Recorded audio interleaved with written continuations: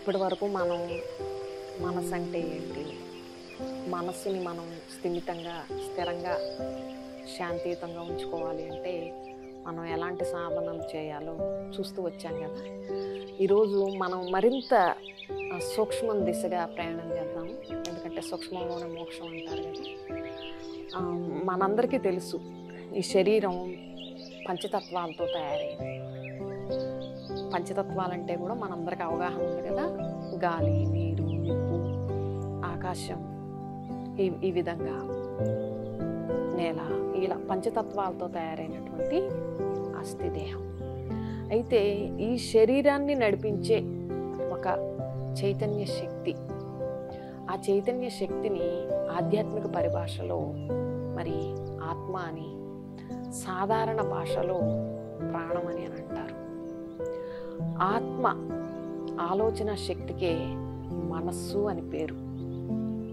అంటే మనం ప్రతిరోజు ఏదైతే ఆలోచిస్తున్నామో ఆలోచనలు చేసే శక్తికి మనస్సు అని పేరు. అలాగే నిర్ణయించే శక్తికి బుద్ధి అని పేరు. మనం చేసే రిపిటేటెడ్ యాక్టివిటీస్కి సంస్కారాలు అని పేరు. అంటే మనం స్థూల ఇంద్రియాలు, పంచేంద్రియాలు స్థూలమైనవైతే ఈ స్థూలమైన ఇంద్రియాల కంటే సూక్ష్మమైనది మనసు, దానికంటే సూక్ష్మం బుద్ధి, దానికంటే కూడా సూక్ష్మం ఆత్మ. చైతన్యం శరీరానికి భిన్నమైంది.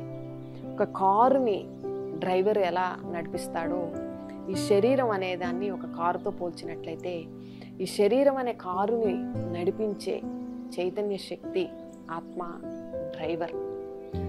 ఈ శరీరం ఒక క్షేత్రం అయితే ఆత్మ క్షేత్రజ్ఞుడు.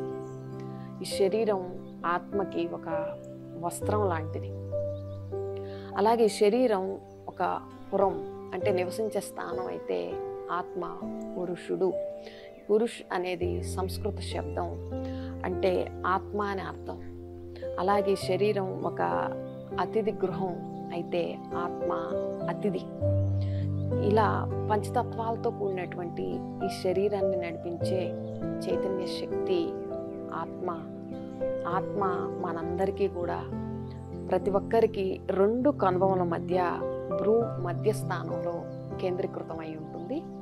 మన మెదడు వెనక భాగంలో హైపోథాలమస్ అండ్ పిట్యూటరీ గ్లాండ్స్, ఆ రెండు గ్లాండ్స్కి మధ్యలో ఉంటుంది.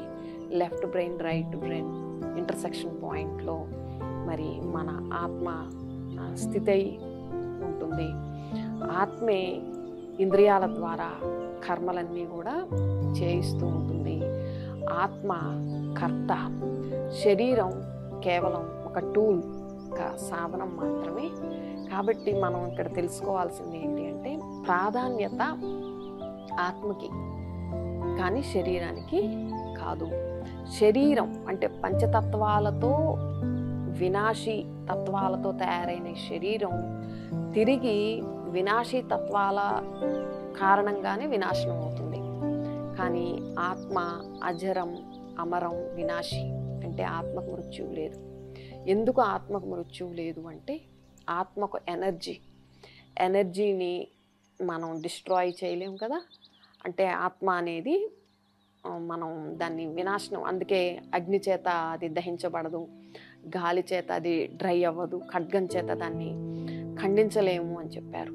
అంటే ఆత్మ అనేది ఒక ఇమోర్టల్ పవర్ అన్నమాట. శరీరాన్ని మనం మోర్టల్ కాయిల్ అంటాం, అంటే భౌతికమైనటువంటి కాయం. అందుకే చూడండి, ఆత్మ ఎప్పుడైతే ఉండదో ఆ శరీరాన్ని పాంచభౌతిక దేహం అంటారు. అంటే భౌతికమైనటువంటి పంచతత్వాలతో తయారైనటువంటి పదార్థం అని అర్థం అన్నమాట. కాబట్టి మనం ఈ వినాశీ దేహం కాదు, ఇందులో ఉన్న చైతన్య శక్తి ఆత్మగా తనను తాను తెలుసుకున్న వాడే ఆత్మజ్ఞాని. ఆత్మజ్ఞానం ఉన్నవారే సుఖ దుఃఖాలు, లాభ నష్టాలు, గెలుపోవటంలో, మానవమానాలన్నింటిలో సమభావంతో ఉంటూ సుఖశాంతులతో తమ జీవితాన్ని గడపగలుగుతారు. ఓం శాంతి.